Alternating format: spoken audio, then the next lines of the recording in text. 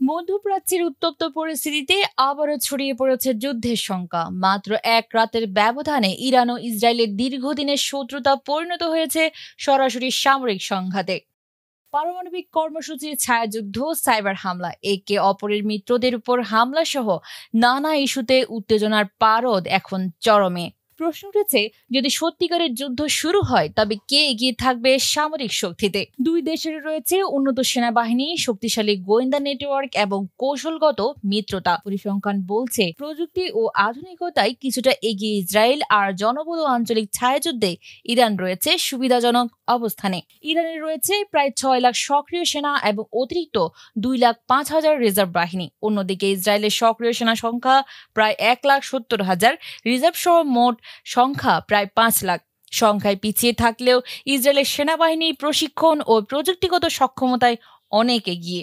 ইসরায়েলের সবচেয়ে বড় শক্তি তাদের বিমান বাহিনী। মার্কিন নির্মিত অত্যাধুনিক F-35 জেট ব্যবহার করে তারা শত্রু পক্ষের ভেতরে ঢুকে নির্ভুল টার্গেটে হামলা চালাতে সক্ষম।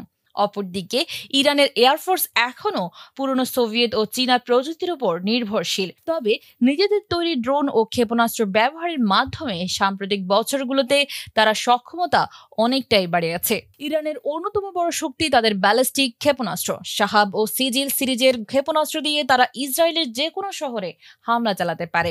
যদিও ইসরায়েল কখনো আনুষ্ঠানিকভাবে পারমাণবিক অস্ত্রের কথা স্বীকার করেনি, তবু আন্তর্জাতিক পর্যবেক্ষকরা মনে করেন তাদের কাছে 80 থেকে 90টি পারমাণবিক ওয়ারহেড রয়েছে। ইসরায়েলের আয়রন ডোম বিশ্বমানের এক ক্ষেপণাস্ত্র প্রতিরক্ষা ব্যবস্থা, যা শত্রু ছোড়া রকেট ও ক্ষেপণাস্ত্র মাঝ আকাশেই ধ্বংস করতে সক্ষম। সেই সঙ্গে মোসাদ ও শিন বেতের মতো গোয়েন্দা সংস্থাগুলো তাদের কৌশলগত শক্তির বড় অংশ। অন্যদিকে ইরান বাসিজ এবং রেভলিউশনারি গার্ডের মাধ্যমে পুরো মধ্যপ্রাচ্যে নিজের প্রভাব বিস্তার করে চলেছে। ইরান সরাসরি যুদ্ধের তুলনায় ছায়াযুদ্ধে অনেক বেশি অভিজ্ঞ। লেবাননের হিজবুল্লাহ, ইয়েমেনের হুতি ও সিরিয়ার সরকারপন্থী মিলিশিয়াদের মাধ্যমে তারা ইসরায়েলের উপর চাপ প্রয়োগ করে থাকে। অন্যদিকে ইসরায়েলের বড় শক্তি তাদের পশ্চিমা মিত্র যুক্তরাষ্ট্র এবং ইউরোপীয় জোট। সরাসরি সংঘাতে এই জোট বড় পার্থক্য গড়ে দিতে পারে। সব মিলিয়ে প্রযুক্তি ও প্রতিরক্ষা ব্যবস্থায় ইসরায়েল এগিয়ে থাকলেও ইরানের ক্ষেপণাস্ত্র সক্ষমতা ও আঞ্চলিক ছায়াযুদ্ধের কৌশল এই যুদ্ধে নতুন মাত্রা যোগ করতে পারে। একবার যদি যুদ্ধের আগুন জ্বলে ওঠে, তাহলে সেটি শুধু মধ্যপ্রাচ্য নয়, প্রভাব ফেলতে পারে পুরো বিশ্বের উপর।